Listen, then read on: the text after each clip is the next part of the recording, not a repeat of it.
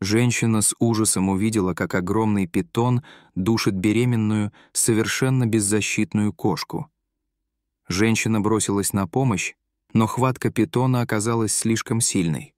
Женщина зарыдала, понимая, что кошку и ее нерожденных котят уже не спасти, но в этот момент кто-то совершенно неожиданный пришел им на помощь. Джессика всегда любила животных.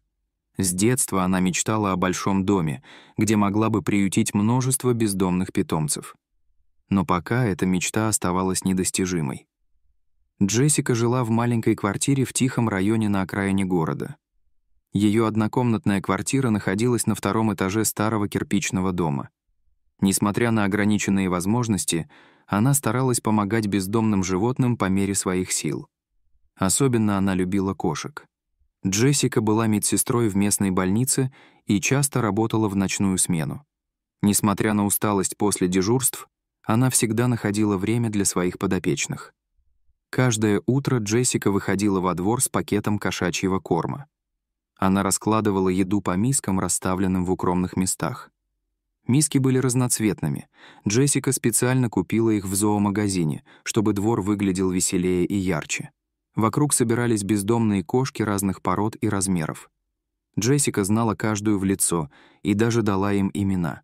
Особенно девушка привязалась к маленькой черной кошке. Джессика назвала ее Роуз. У Роуз были яркие глаза и небольшой шрам на левом ухе. В последнее время Роуз заметно округлилась. Она была беременна и ждала рождения котят. Джессика волновалась за будущее потомство. Она прекрасно понимала, что улица — не место для новорожденных котят, но в ее маленькой квартире животным было бы слишком тесно. По соседству с Джессикой жил пожилой мужчина по имени Кевин. Ему было около 70 лет, но выглядел он даже старше своих лет.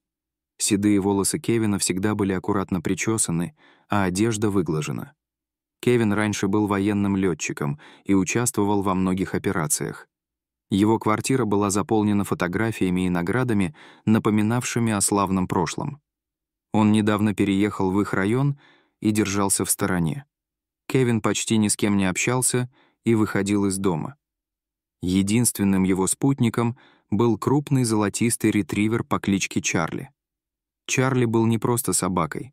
Он раньше был служебной собакой в поисково-спасательной службе и участвовал во многих операциях по спасению людей. Джессика пыталась подружиться с новым соседом. Она здоровалась с ним при встрече и пробовала завести разговор. Но Кевин всегда спешил уйти. Было видно, что общение его тяготит. От других соседей Джессика узнала печальную историю Кевина. Оказалось, что совсем недавно он потерял единственного сына Майкла. Молодой человек работал спасателем и погиб при исполнении служебного долга. Это случилось во время сильного лесного пожара. Майкл спасал людей из горящего поселка. Кевин после гибели Майкла забрал к себе домой его пса Чарли. Это была его единственная связь с погибшим сыном. Узнав эту историю, Джессика еще больше прониклась сочувствием к угрюмому соседу. Она понимала его горе и одиночество. Но все попытки подружиться с ним по-прежнему оставались безуспешными. Однажды утром, как обычно, выйдя покормить кошек, Джессика заметила отсутствие Роуз.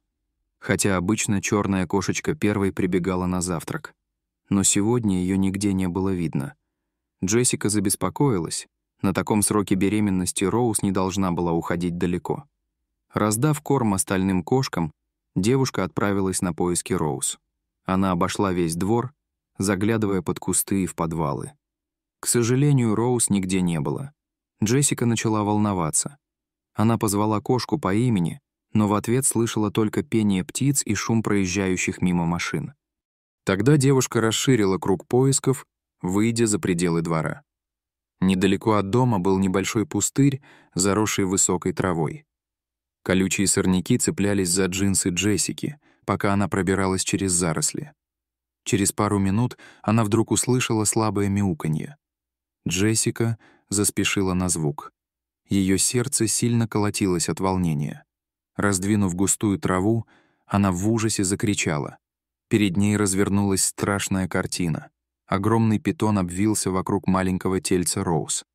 Змея была не меньше 2 метров в длину, с узорчатой кожей. Она медленно сжимала свои смертоносные кольца. Несмотря на шок, Джессика догадалась, что питон, напавший на Роуз, оказался сбежавшим питомцем из соседнего дома. Его хозяин был безответственным любителем экзотических животных. От испуга Джессика на мгновение застыла. В голове пронеслась мысль: Роуз уже не спасти. Но затем девушка взяла себя в руки. Нужно было действовать и действовать быстро. Джессика огляделась по сторонам в поисках чего-нибудь, чем можно было бы отвлечь змею. Но вокруг не было ничего подходящего, только трава и мелкие камешки. В отчаянии Джессика закричала, призывая на помощь. Ее голос эхом разнесся по пустырю, но в ответ была лишь тишина. Девушка попыталась руками разжать плотные кольца змеи, сжимающие несчастную кошку, но хватка питона оказалась слишком сильной. Джессика совершенно отчаялась и громко зарыдала. И в этот момент произошло что-то невероятное. Крики и плач девушки услышал Чарли. Пёс как раз вышел с хозяином на утреннюю прогулку. Уши Чарли встали торчком, когда он уловил отчаянные вопли. Пёс насторожился и залаял, привлекая внимание Кевина. Кевин удивленно посмотрел на пса. Обычно спокойный и послушный Чарли вел себя очень странно. Он лаял и рвался с поводка в сторону пустыря. Старик нахмурился. Что-то явно было не так. Поколебавшись секунду, Кевин решил проверить, в чем дело.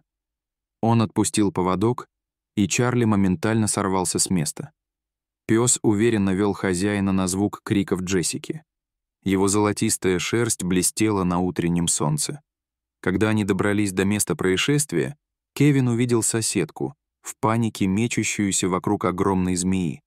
В кольцах питона билось какое-то небольшое животное, видимо, кошка. Глаза Роуз были широко раскрыты от ужаса. Но из-за слишком сильной хватки питона она уже не могла кричать и едва дышала. Несмотря на свой возраст, Кевин действовал быстро и решительно. Он огляделся и заметил неподалеку толстую суховатую ветку. Подняв ее, старик бросился к питону. Чарли, почуяв опасность, встал рядом с хозяином. Шерсть на загривке пса встала дыбом. Пёс оскалился, угрожающе зарычал на змею и начал атаковать ее своими острыми клыками и когтями. Питон, чувствуя серьезную угрозу, на мгновение ослабил хватку. Этого мгновения хватило Джессике. Она бросилась вперед и ухватила Роуз за задние лапы. Одним рывком девушка вытащила кошку из змеиных колец.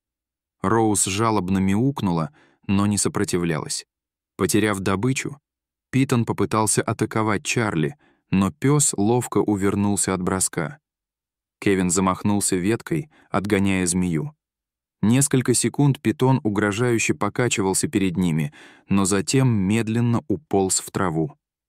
Джессика прижимала к груди дрожащую Роуз. По щекам девушки катились слезы от пережитого ужаса и облегчения.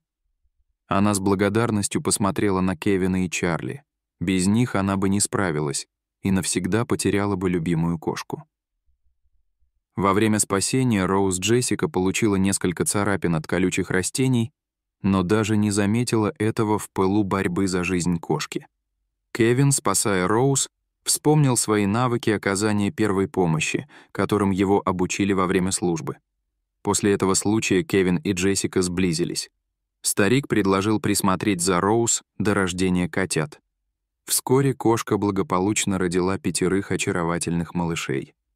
Джессика и Кевин вместе заботились о кошачьем семействе, а через некоторое время смогли найти котятам новых хозяев.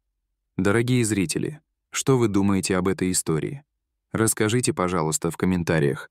А если вам понравилось это видео, то ставьте лайк и подписывайтесь на наш канал. До свидания.